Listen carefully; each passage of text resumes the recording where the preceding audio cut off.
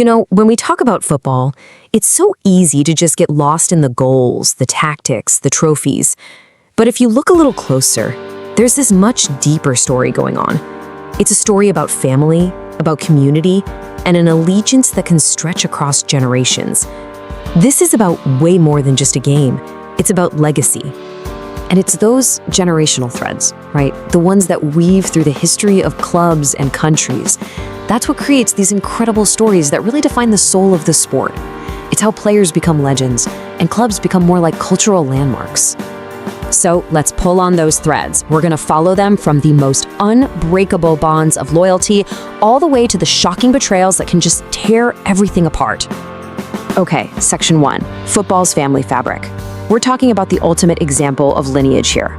And to really get this, you have to start with probably the most powerful dynasty in all of football, a name that's basically become one and the same with one of the world's most famous clubs. So let's talk about the Maldinis of AC Milan. It all starts with Cesare, a legend, captain for both his club and his country. Then comes his son Paolo, who spends his entire 25-year career at Milan and becomes, you could argue, the greatest defender of all time. And now, the third generation Daniel is wearing those same iconic red and black stripes. It's an absolutely unbelievable story of heritage. The scale of this is just staggering. 71 years.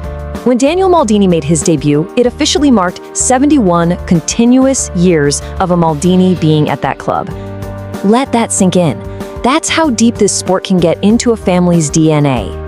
All right, Section 2, Pillars of Unbroken Loyalty, the dynasty builders and one-club legends.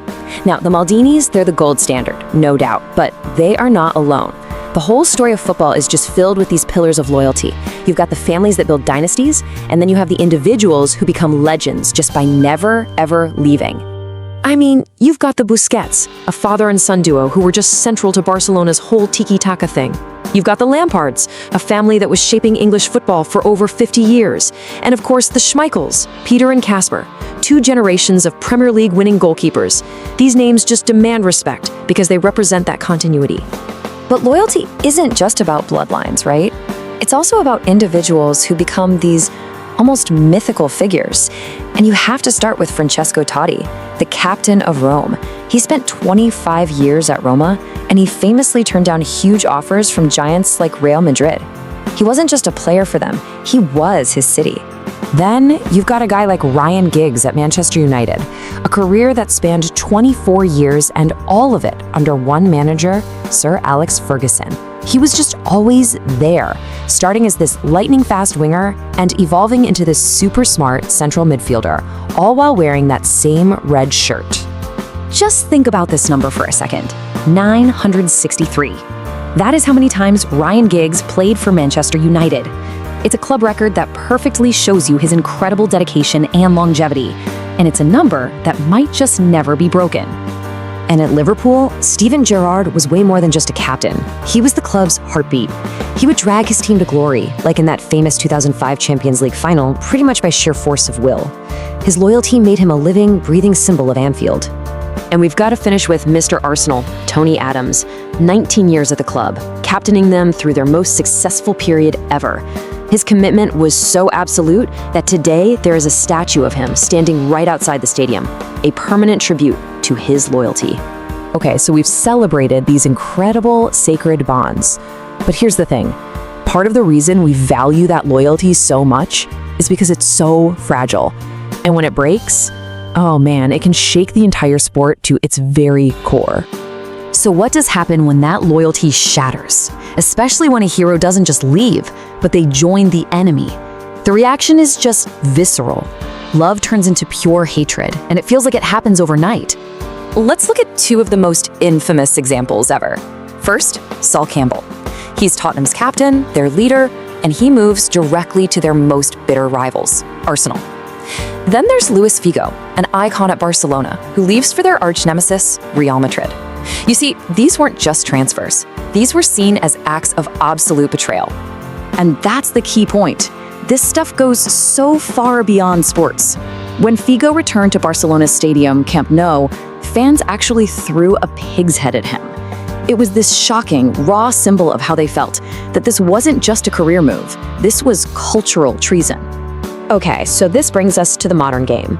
Section 4, Loyalty's Modern Test. We're talking ambition, money, and the 21st century player. Because today, the pressures of money, fame, and just personal ambition are testing these traditional ideas of loyalty like they never have before. And the case of Harry Kane is the perfect example of this modern dilemma.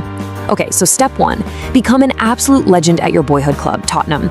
Step 2, realize that despite being one of the best players in the world, you're not winning any trophies. And then, step 3, you make that agonizing choice to leave for a club like Bayern Munich, where winning is practically guaranteed. It is loyalty versus ambition, plain and simple. And you see this tension everywhere. I mean, look at Lionel Messi. He was forced to leave Barcelona after 21 years. Not because he wanted to, but because of the cold, hard financial reality of the club. And on the other hand, you've got players like Kevin De Bruyne at a new money club like Manchester City. He's building this incredible new legacy. And it makes you ask, can you create that same kind of deep-rooted loyalty in a single generation? So, in a world of billion-dollar transfers and global brands, why do we still care so much about these bonds? Well, here we are in Section 5, Why These Bonds Endure. It's because deep down, they represent the true soul of the game. This quote just gets right to the heart of it. Players come and go, owners come and go, but the club remains. These generational bonds are what give us that crucial sense of continuity, of community, that feeling that you belong to something that is going to outlast all of us. And through these bonds, the whole sport gets elevated. Clubs transform from being just businesses into these vital cultural institutions. Players become way more than employees. They become like family. And loyalty, well, it stops being just a clause in a contract and becomes something more like a sacred vow. And ultimately, that's really the big takeaway here.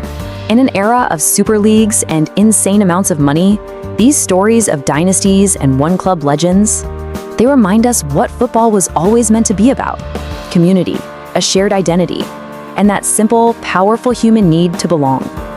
And so that leaves us with a really important question. In a game that has become a global, multi-billion-dollar industry, how do you even measure the value of something so intangible, yet so powerful? What is loyalty's true worth?